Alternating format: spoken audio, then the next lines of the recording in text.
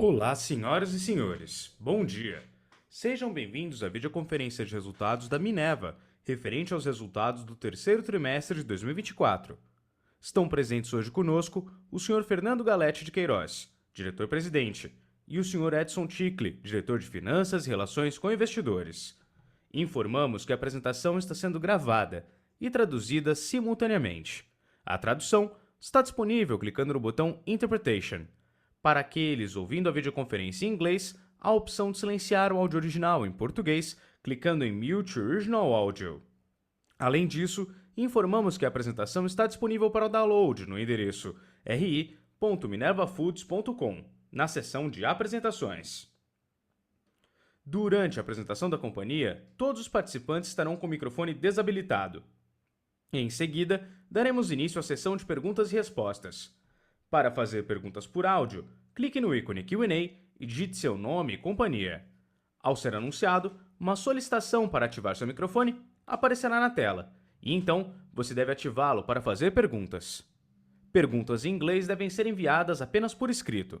Para realizar perguntas por escrito, digite sua pergunta no botão Q&A. Esclarecemos que eventuais declarações que possam ser feitas durante esta videoconferência são relativas às perspectivas de negócio da Minerva, metas operacionais e financeiras que constituem-se em projeções da diretoria da companhia e que podem ou não ocorrer. Investidores devem compreender que fatores políticos, macroeconômicos e outros fatores operacionais podem afetar o futuro da companhia e conduzir a resultados que diferem materialmente daqueles expressos em tais considerações futuras. Para abrir a videoconferência de resultados do terceiro trimestre de 2024, passo a palavra para o Sr. Fernando Queiroz, que iniciará a apresentação. Por favor, Sr. Fernando, o senhor pode prosseguir com a apresentação. Bom dia a todos e obrigado por participarem da teleconferência dos resultados da Minerva Foods para o terceiro trimestre de 2024. A Minerva encerra os 9 primeiros meses do ano entregando um sólido conjunto de resultados operacionais e financeiros, ratificando a consistência e disciplina da nossa estratégia de negócios. Mais uma vez, a companhia demonstrou que a diversificação geográfica é um pilar fundamental na execução operacional e comercial do nosso modelo de negócios, reduzindo o risco e maximizando a capacidade de arbitragem, além de fortalecer a nossa estratégia corporativa como a maior exportadora de carnes bovina da América do Sul. Nesse terceiro TRI de 2024, a nossa receita bruta alcançou cerca de 9 bilhões de reais, com EBITDA recorde de 813 milhões e margem EBITDA de 9,6%.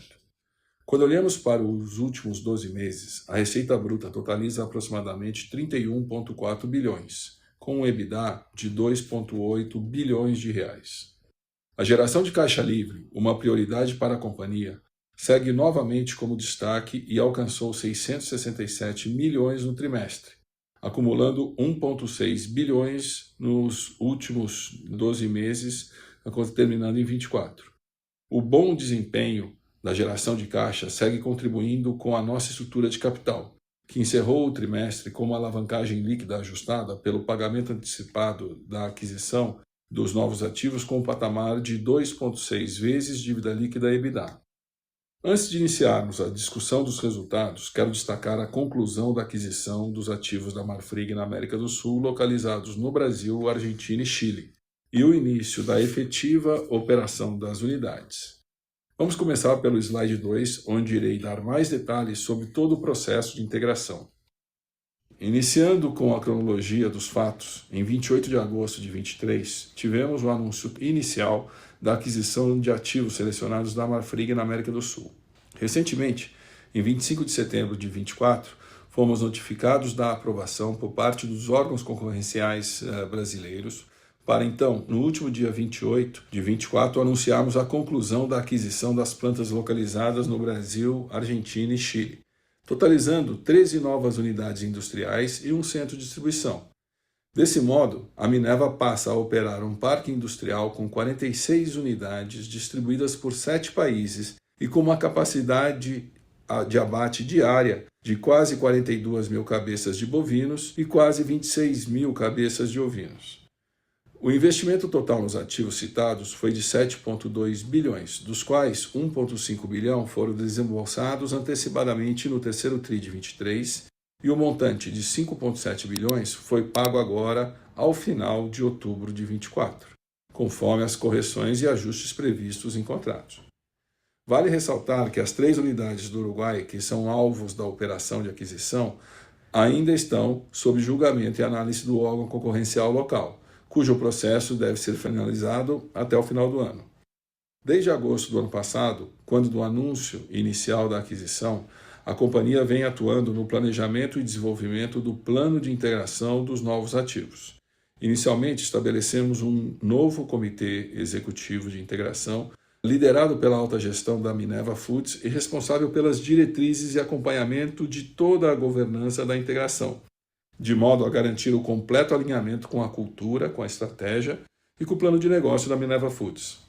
O processo, base da integração, foi dividido em 4 grandes fases: planejamento, validações, início das operações e captura de sinergias. As 2 primeiras fases são marcadas por todo o processo de planejamento analítico, coleta e acompanhamento e validação de dados, informações e documentações necessárias para a plena operação dos ativos, abarcando todos os marcos, aspectos da gestão: legalização, operação comercial, gestão de pessoas, trabalhista, saúde, segurança, engenharia e infraestrutura, tecnologia de informação, contábil fiscal, financeiro, sustentabilidade, escritórios internacionais, entre outros mais.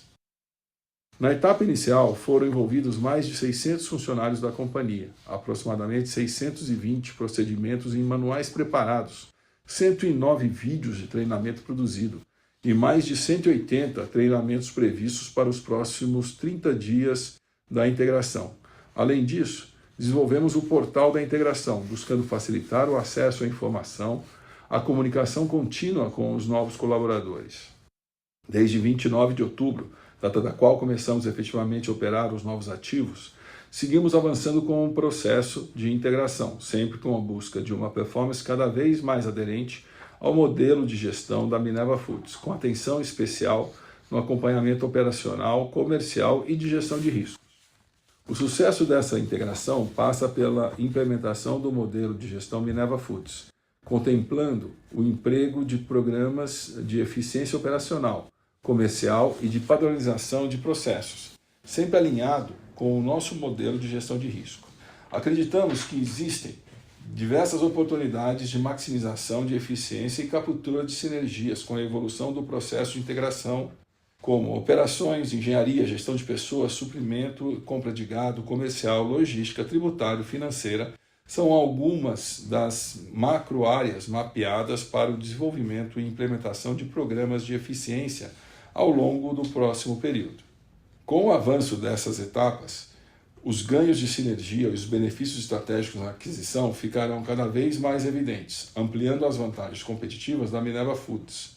Tudo isso em um momento bastante interessante do mercado global de carne bovina, com a demanda em crescimento e uma oferta bastante restrita.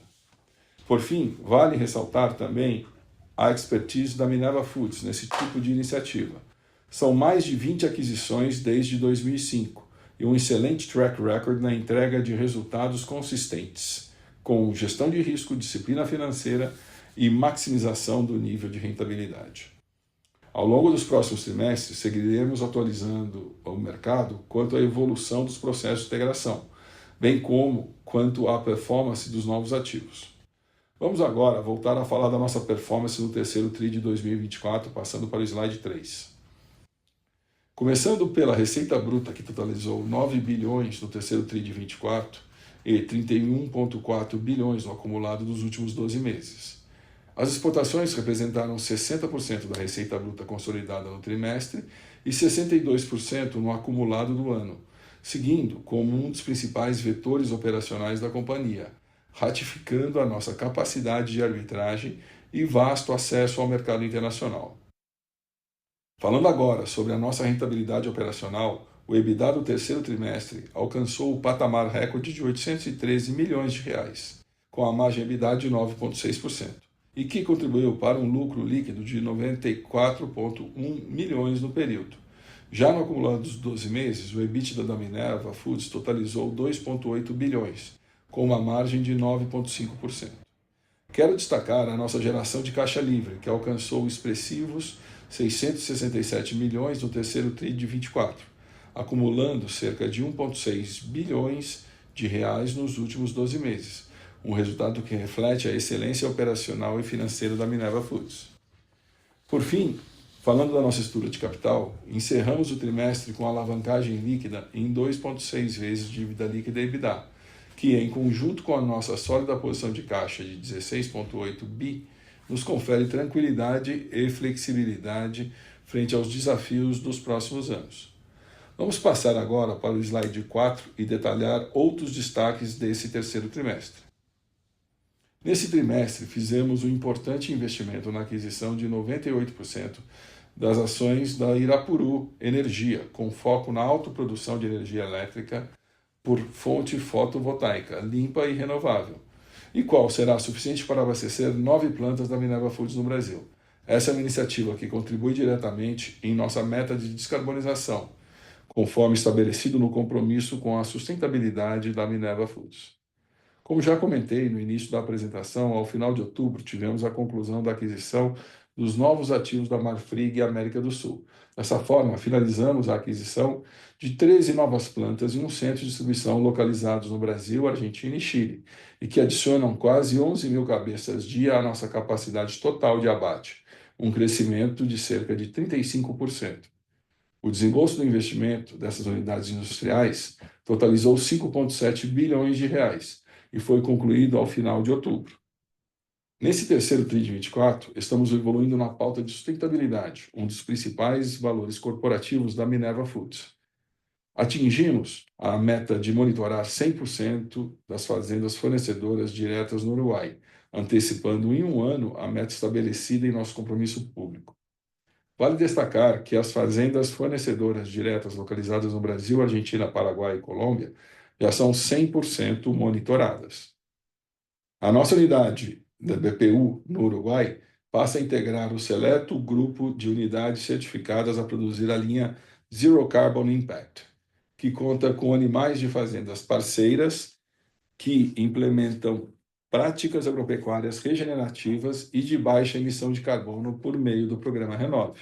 A nossa subsidiária MyCarbon firmou diversas parcerias para o desenvolvimento de projetos de crédito de carbono com stakeholders relevantes do agronegócio brasileiro, com foco em iniciativas que dão suporte e incentivam práticas agrícolas regenerativas, que ampliam a capacidade de captura de carbono e redução de emissões de gases de efeito estufa, e assim maximizam a produtividade e promovem práticas agrícolas mais sustentáveis que contribuem para a geração de crédito de carbono. Passamos agora para o slide 5 para falar um pouco sobre a performance de exportação da Minerva Foods. Nesse terceiro trimestre, seguimos como líderes na exportação de carne bovina a partir da América do Sul, com aproximadamente 20% de market share do continente, confirmando a assertividade da nossa estratégia, da diversificação geográfica e reiterando nossa expertise no mercado internacional. No quadrante superior do slide, temos o breakdown da receita bruta por destino no terceiro TRI de 24. A região das Américas foi o principal vetor de receita bruta, alcançando 34% de participação, com destaque para o Brasil, com 18% e Chile, com 6%. Logo em seguida, temos o continente asiático, com 22% do total da receita bruta, sendo a China responsável por 15%. Quero destacar a região do NAFTA, que representou 18%, sendo constituída principalmente pelos Estados Unidos, e que alcançou 15% de participação em nossa receita bruta. Quero aproveitar o momento e, mais uma vez, destacar a performance do mercado norte-americano. A restrição na oferta de animais no país segue impactando o nível de produção local, pressionando os preços e gerando oportunidades para os exportadores da América do Sul. Além disso, vale ressaltar a recente retomada do mercado chinês, que segue ampliando os volumes e também começam a impactar nos preços do mercado internacional. Nos gráficos abaixo, à esquerda, podemos ver as exportações das nossas operações de bovino no terceiro TRI de 24, sendo a Ásia a região mais relevante para a nossa receita de exportação, com 29% do share, com a China representando 20%. A região do NAFTA alcançou 25% de participação, com os Estados Unidos sendo o principal mercado com 21% de share, seguido pelo Oriente Médio, que representou 13%, e a região das Américas, 12%.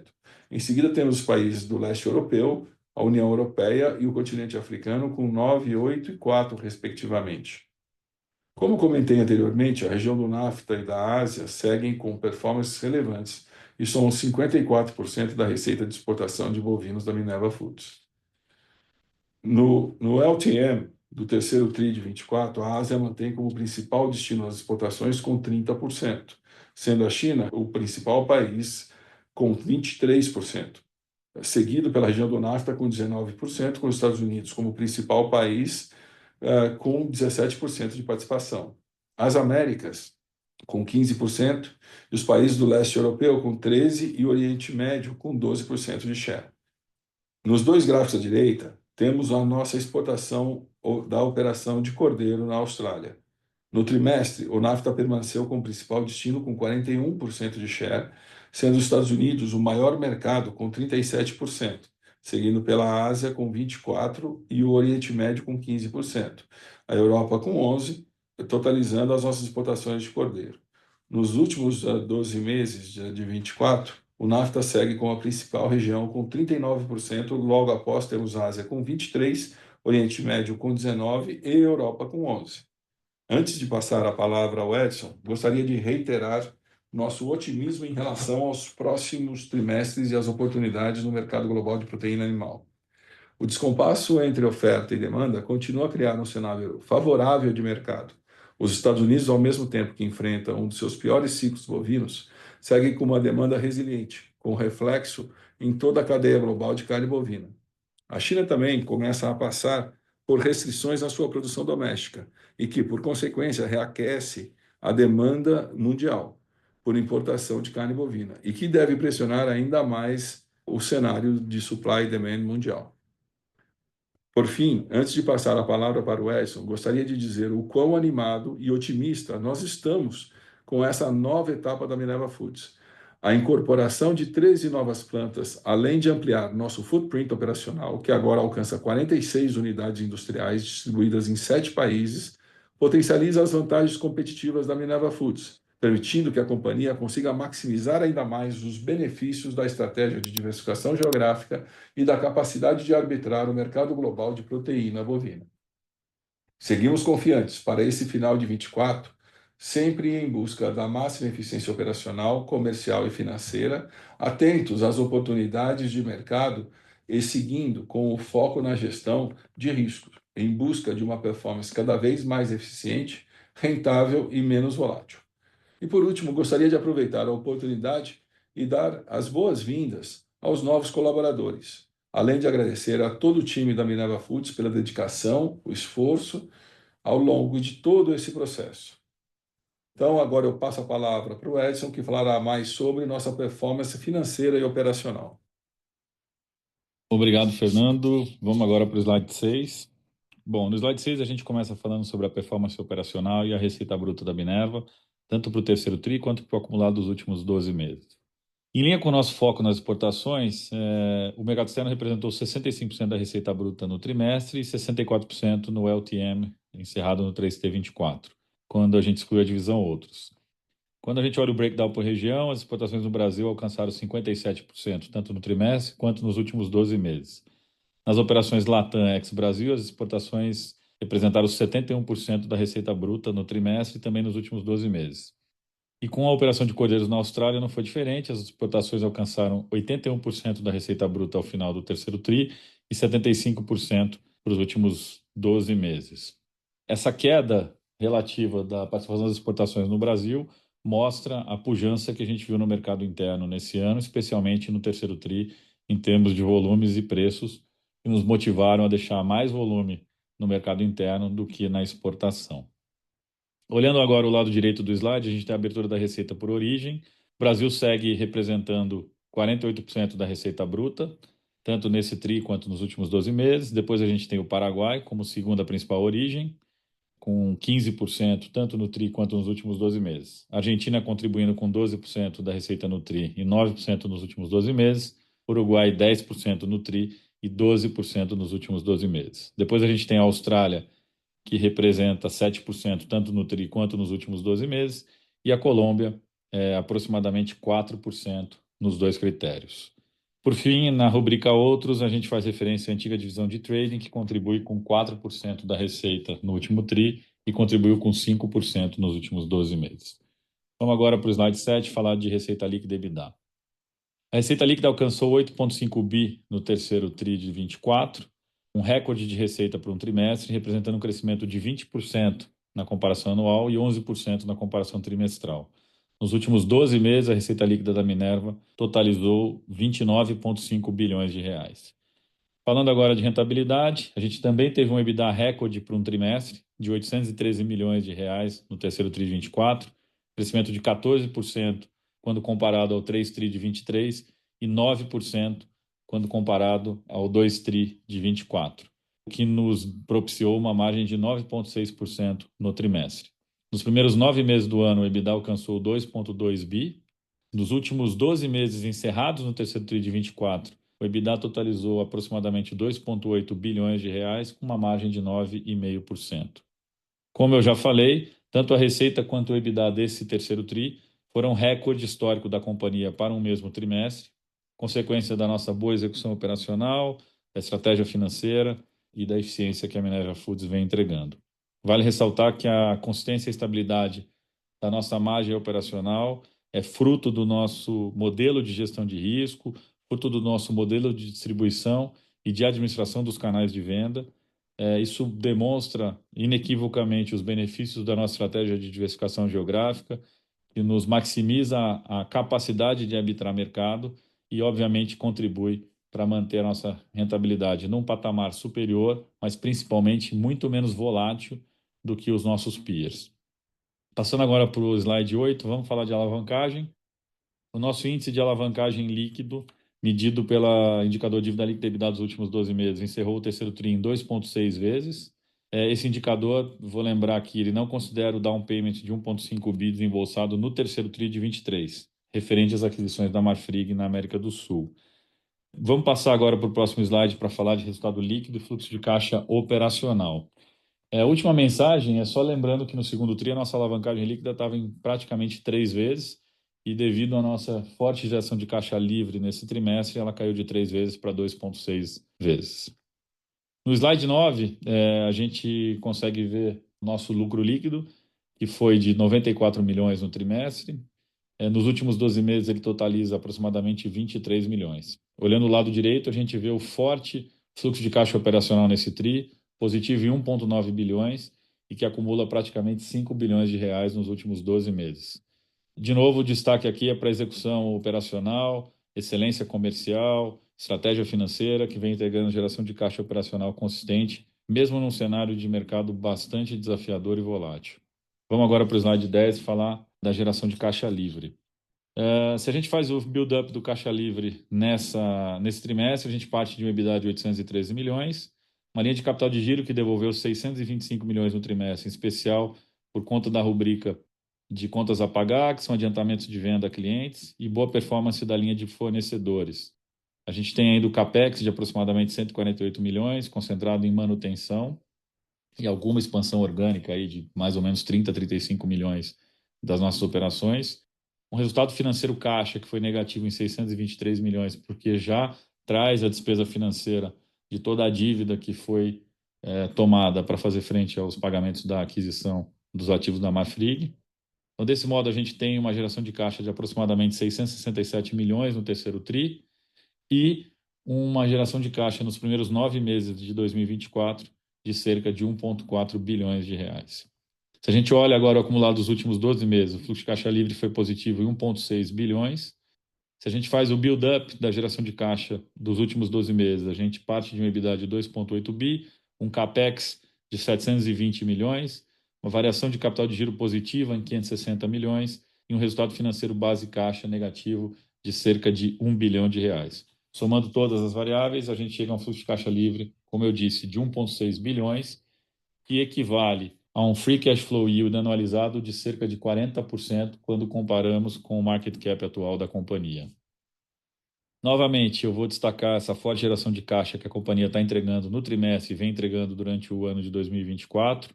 É resultado do nosso foco, da nossa estratégia, da nossa consistência de execução, principalmente no campo operacional.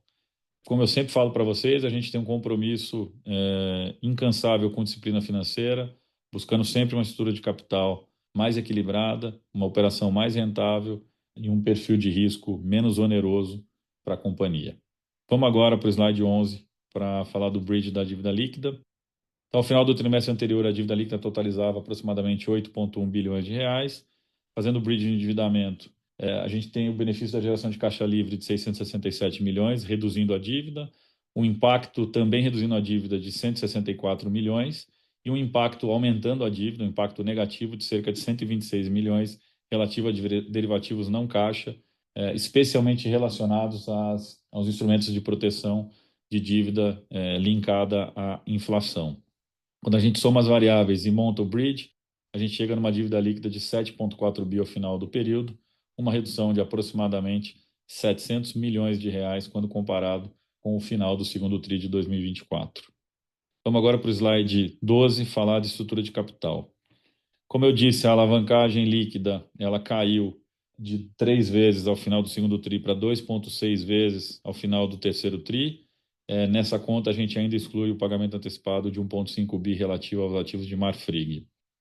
Seguindo a nossa gestão conservadora do caixa, a posição de liquidez ao final do terceiro TRI continua em patamar muito confortável, cerca de 16,8 bilhões, e um duration de aproximadamente 4,4 anos da nossa dívida, com aproximadamente 83% do endividamento no longo prazo.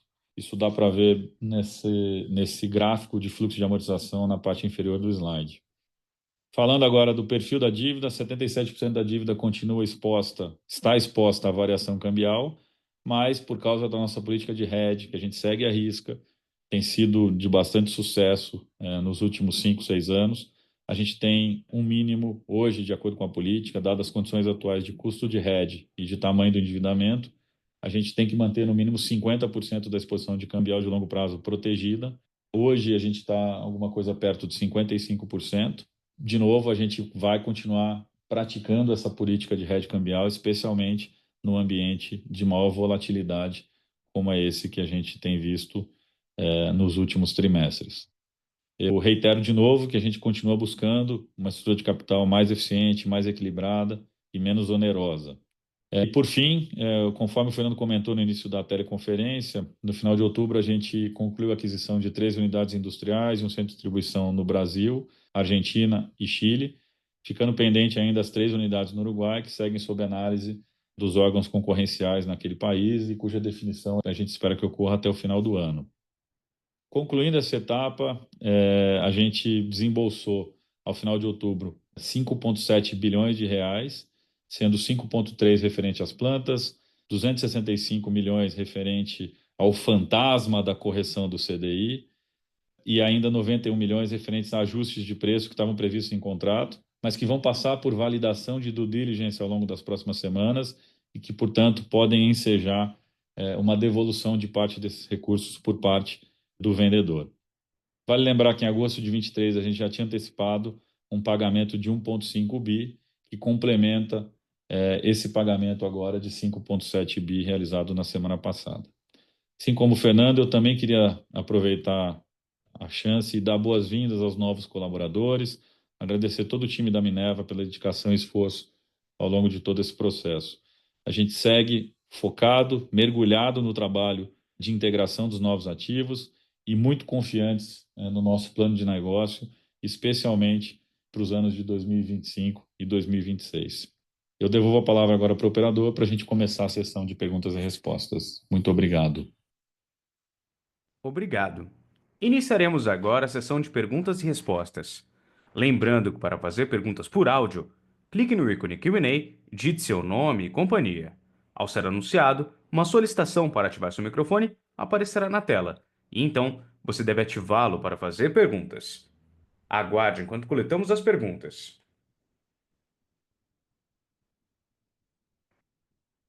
Nossa primeira pergunta vem de Tiago Duarte, do BTG Pactual. Por favor, seu Tiago, seu microfone já está liberado. Olá, bom dia, Fernando, Edson, prazer falar com vocês.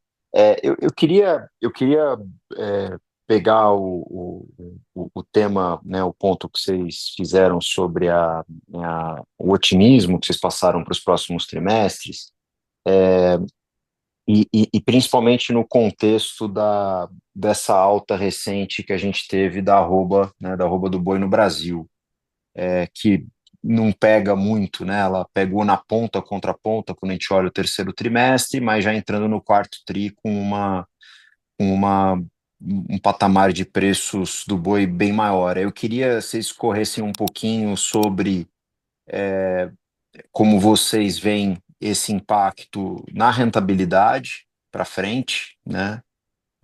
Tanto no que diz respeito à capacidade de precificação, que a gente viu bastante bem no terceiro trimestre, e também no que diz respeito à necessidade de capital de giro, inclusive das plantas que vocês estão colocando em operação agora, né, já com um boi no Brasil bastante mais caro. Então, queria entender quanto que isso muda a visão de vocês para margens no quarto tri para frente, e na necessidade de capital de giro para rampar as plantas que vocês estão colocando, pensando naquele original. Edson, me corrija se eu estiver errado, vocês falavam ali de algo de 700 e 800 milhões de reais para capital de giro para as novas plantas, se isso muda para frente. Obrigado.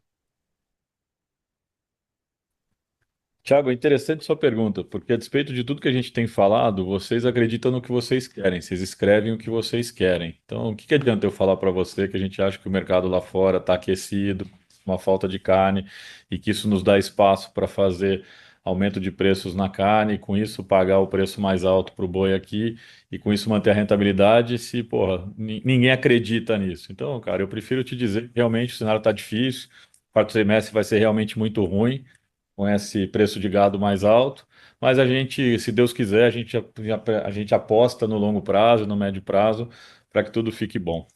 Tiago, eu complementar aqui a questão do que a gente está enxergando de cenário.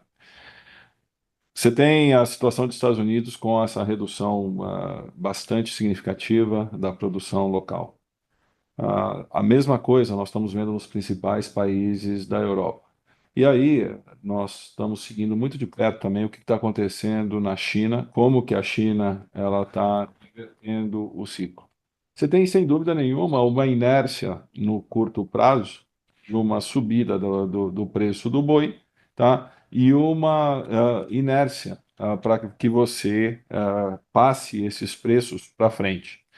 Então, nós estamos vendo o mercado internacional, e aí eu dou o exemplo da China, né? A China saiu dianteiro, que é um dos produtos mais líquidos, de 4.500 para 5.400 aí essa semana.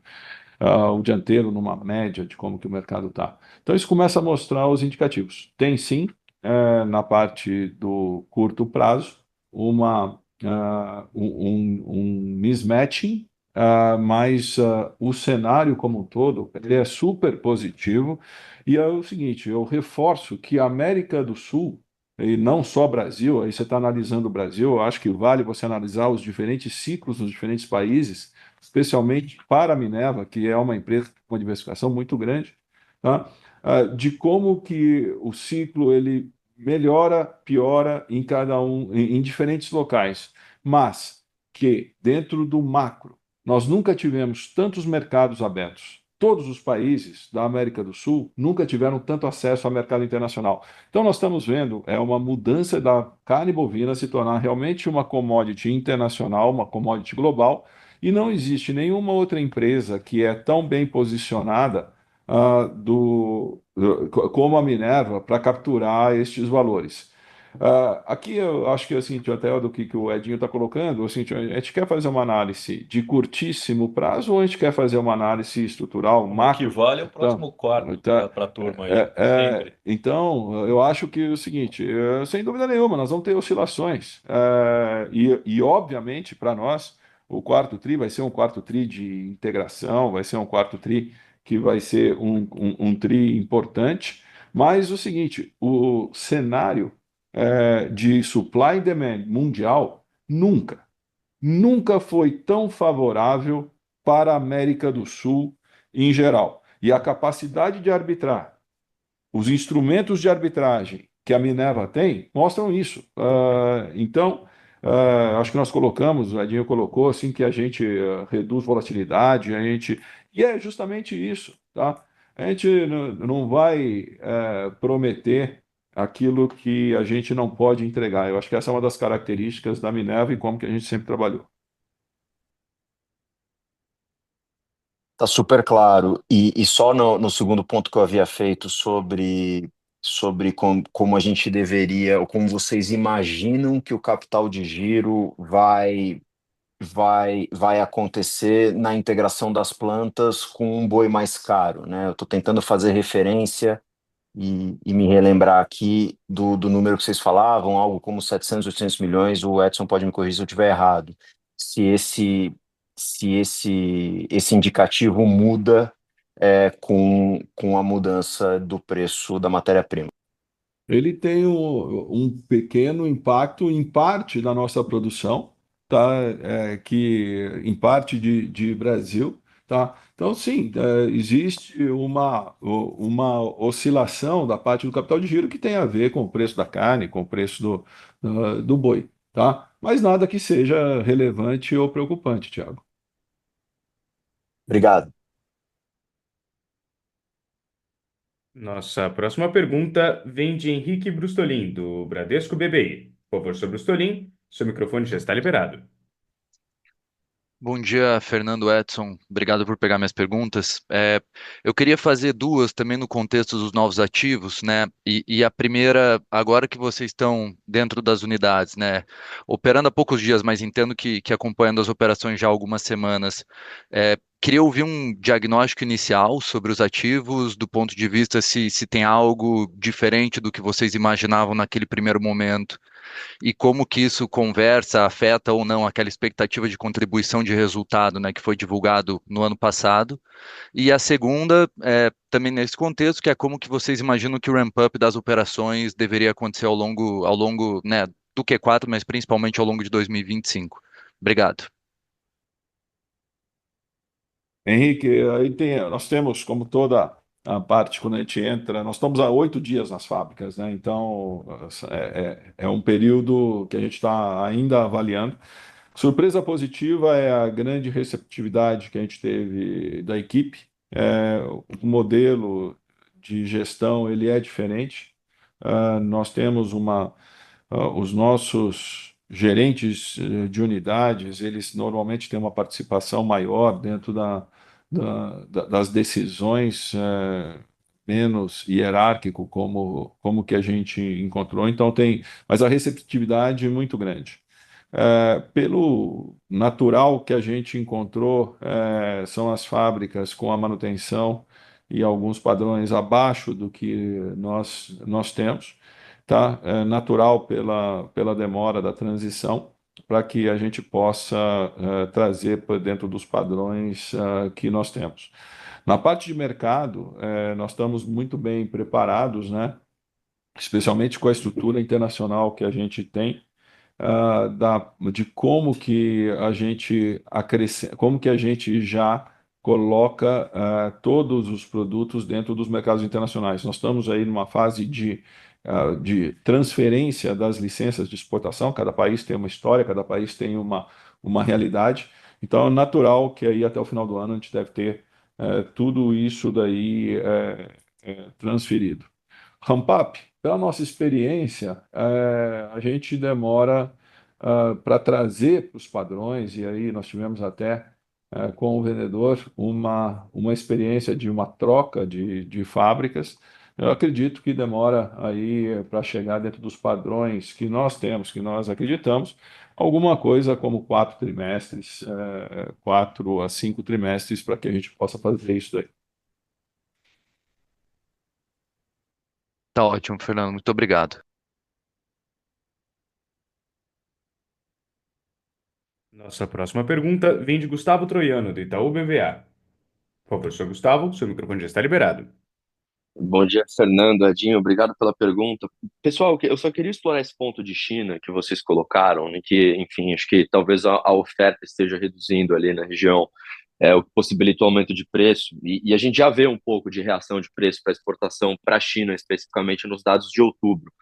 O que eu queria ouvir de vocês é se a gente continua vendo essa aceleração agora na ponta e se a gente poderia esperar que isso continue conforme a gente entra em 2025. Então, no limite, o que eu queria entender é qual que é a visão de vocês para essa oferta de bovino na China e o quanto a gente pode esperar que esses preços continuem reagindo na exportação para lá, né? E a segunda parte da pergunta também sobre demanda, vocês comentaram já dos Estados Unidos e também teve um destaque, né, nos preços de outubro de exportação para os Estados Unidos.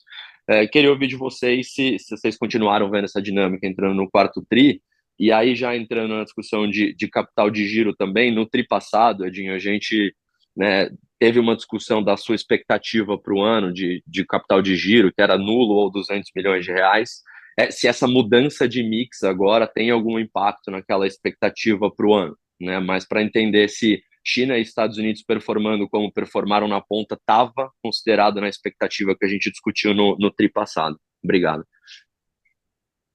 Vamos lá, falando de China primeiro.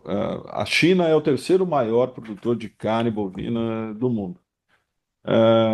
E a China, ela veio no ano passado um abate muito grande, quer dizer, o produtor lá estava perdendo muito dinheiro, então teve um abate muito grande de fêmeas, tá? Então isso coloca dentro do mercado chinês uma pressão adicional por essa produção vinda de fêmeas adicional. Então, isso que aconteceu. O que que a gente monitora? É a rentabilidade do produtor lá e como que está o descarte de fêmeas.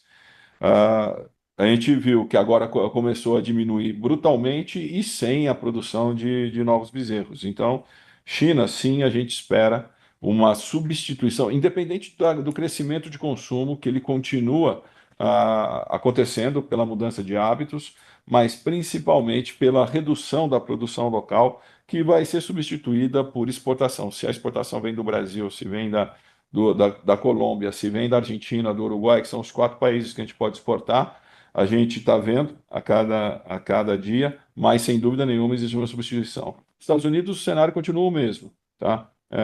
Uma baixa produção, uma redução de produção local, tá? Sem efeito na demanda, portanto, você tem mais espaço de importação.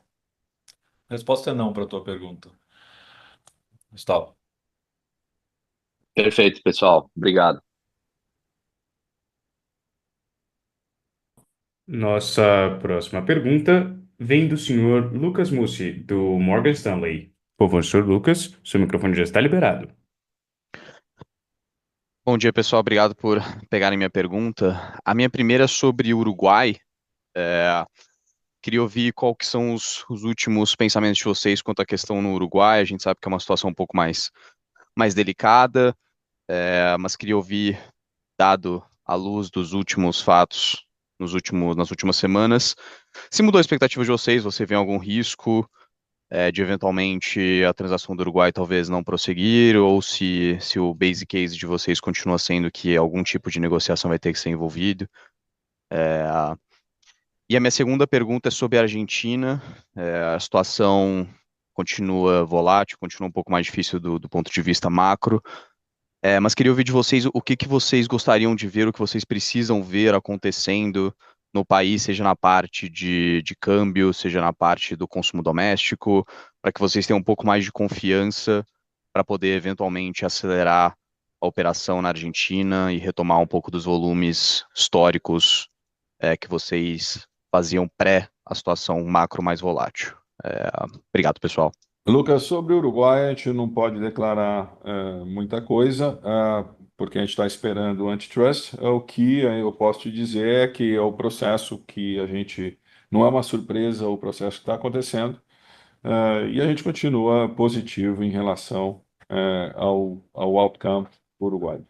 Na Argentina, esse daí é um ponto bastante importante, tanto na parte da posição geopolítica aí do que está acontecendo na Argentina com alinhamento com alguns países, entre eles a importância dos Estados Unidos, Mas mais que isso, eu acho que assim, a Argentina está com uma agenda extremamente positiva do que está acontecendo internamente. A diferença, o que eles chamam de a brecha cambiária, ela estreitou para menos de 20%, está em torno de 15%, a diferença cambiária entre os dois câmbios, o que deixa um jogo de regras mais claras, mas o mais relevante são as novas medidas. O governo argentino, junto com o Banco Mundial, começaram a rastreabilidade do nascimento dos animais, o que, como consequência, dá mais acesso a mercados, porque você tem o monitoramento do direto, do indireto. Você tem uma redução brutal da informalidade. Então, todo o trabalho que a Argentina está fazendo, você tem uma questão da implementação dos remitos eletrônicos, né, da nota fiscal eletrônica. Então, a Argentina está num caminho muito, muito relevante, de rastreamento, de formalização e de equidade nas regras, que você tem. Então, se tem um país que a gente está otimista, aí sim, para 2025 é a Argentina. Tá claro, muito obrigado. Lembrando mais uma vez, para fazer perguntas, digite seu nome e companhia no botão Q&A. Aguarde enquanto coletamos mais perguntas. Nossa próxima pergunta vem de Leonardo Alencar, da XP. Por favor, Sr. Leonardo, seu microfone já está liberado. Bom dia, Fernando. Bom dia, Edson. Antes de mais nada, parabéns pelo trimestre bem forte. Talvez eu quisesse voltar um pouco ainda nos pontos das fábricas novas. Entendo que vocês têm uma certa sensibilidade em compartilhar um pouco da estratégia, mas um pouco do que vocês falaram de mercado interno surpreendendo pela solidez, né, de que realmente tem sido até um fator de reduzir da exposição do Brasil ao mercado externo.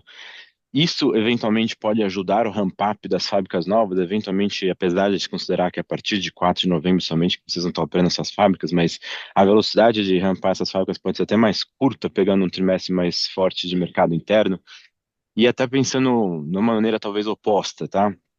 O que faz mais sentido, pensando no exercício talvez mais teórico? Um volume menor nessas fábricas em mercados mais rentáveis, ou realmente o grande objetivo aqui é encher fábrica, até pelo desafio operacional que vocês têm em cima disso, tá? Acho que essa seria a primeira pergunta. A segunda pergunta, sem dúvida nenhuma, cenário favorável de Brasil, margens muito fortes, mas a margem bruta veio um pouquinho abaixo aí no sequencial. Entendo que talvez isso não seja Brasil, acho que o Brasil ainda deve ter tido expansão de margem. Então, se pudesse comentar um pouquinho de margem Uruguai, Paraguai, Argentina, nesse sequencial, só para entender o que é a dinâmica desses mercados, o que tá sendo positivo para o consolidado ou negativo para o consolidado. Esses dois pontos. Obrigado. Léo, em relação à primeira parte da pergunta, sem dúvida nenhuma, o quarto TRI ele é tradicionalmente um TRI forte de mercado interno e o Brasil vem numa inércia, numa dinâmica positiva, na parte de mercado interno. Agora, assim, eh, uma coisa que eu gostaria de falar com todos vocês é o seguinte: vocês sempre trazem Brasil. O Minerva é América do Sul, tá? Por exemplo, o mercado interno brasileiro, ele é fornecido por nós, pelo Uruguai, pelo Paraguai, pela Argentina, agora pelo Chile. Então, é muito maior a parte é muito maior o nosso footprint do que o impacto regional de um país. É claro que o Brasil tem um peso maior e passa a ter um peso maior, aí. Mas o mercado interno brasileiro, da Minerva, ele é abastecido por diversos países. Então, a gente sim aumenta com isso a nossa capacidade de arbitrar. Nós analisamos o Brasil como a gente analisa a China, de qual local é melhor, é mais rentável eu produzir para o mercado A, que seja ele Brasil, seja ele China, seja ele Estados Unidos. Então, sim, o mercado interno brasileiro passa a ter um grande destino, passa a ter um destaque relevante, Léo, nesse momento, especialmente no quarto tri, pela sazonalidade, pelo que está acontecendo na parte da economia. Então, sim, a inércia do mercado interno ela é mais rápida do que da exportação. Então, ela ajuda dentro da parte de, ah, de ramp-up das fábricas. A utilização, a gente continua com a mesma dinâmica. A gente analisa a capacidade de cada um dos locais, ponderando a rentabilidade e o volume necessário para fazer. Nós temos agora mais instrumentos para fazer isso, nós temos mais opções para fazer isso com esse footprint maior, com esse footprint mais diversificado. Em relação à rentabilidade, à margem bruta em diferentes países, sim, vai ter variação. Você vai ter efeito cambiário, países que estão com o câmbio mais atrasado, eles afetam negativamente. Países que estão tendo uma desvalorização mais elevada, eles afetam positivamente quando a gente olha para a exportação. Mas isso, qual que é o caminho inverso? Locais onde que a moeda está mais valorizada, ela se torna um destino da parte de exportação dos países vizinhos. Então, sim, a gente está sempre ciente da importância desses mercados e das arbitragens que a Minerva tem. É a única empresa com condição de fazer isso aí. Tá ok. Tá ok, obrigado.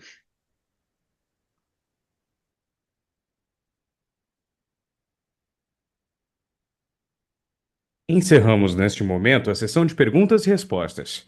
Gostaria de passar a palavra ao Sr. Fernando Queiroz para as considerações finais. Por favor, Sr. Fernando, pode prosseguir. Muito obrigado a todos. Para nós é muito importante esse momento que a companhia está vivendo. É o momento das integrações tão esperadas que a gente está fazendo.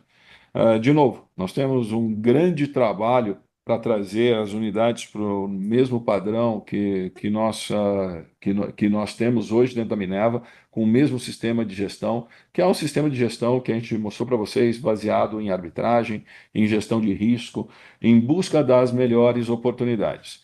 O que eu acrescento é o que eu falei em uma das perguntas que a gente está destacando, é o cenário internacional extremamente favorável, onde que a América do Sul ocupa cada vez mais um espaço importante no mercado global. Então, senhores, nós temos plena consciência e muita tranquilidade nos passos e nas estruturas comerciais que foram colocadas para que a gente possa estar realmente surfando esse momento da internacionalização da carne bovina. Finalmente, eu queria agradecer mais uma vez toda a equipe da Minerva, da importância que essa equipe está tendo nessa integração, na preparação da integração, de como que a integração está sendo feita, para que ela seja o mais rápido possível. Nós conseguimos, em menos de uma semana, colocar as fábricas em produção, o que é um feito que envolve tanto a parte burocrática como a parte sanitária. Mas em uma semana nós somos capazes de colocar as fábricas, então a gente é muito agradecido à equipe de como que elas fizeram e como que a gente conseguiu essa velocidade. E aí também eu reforço as boas-vindas para toda a equipe nova, de como que a nova Minerva está sendo formada, tá somando experiências, somando ideias e somando pessoas junto com a gente. A gente aqui está à disposição de vocês para que a gente possa realmente estar esclarecendo cada vez mais, nesse momento de transformação, qual que é a disciplina, qual que é a estratégia e como que a gente é fiel naquilo que a gente enxergou, acredita e que cada vez mais se realiza. Estamos à disposição de vocês, qualquer coisa entre em contato com a gente. Obrigado, gente. A videoconferência de resultados da Minerva está encerrada. Em caso de dúvidas, envie sua pergunta para o time de Relações com Investidores através do e-mail ri@minervafoods.com. Agradecemos a participação de todos e tenham um excelente dia.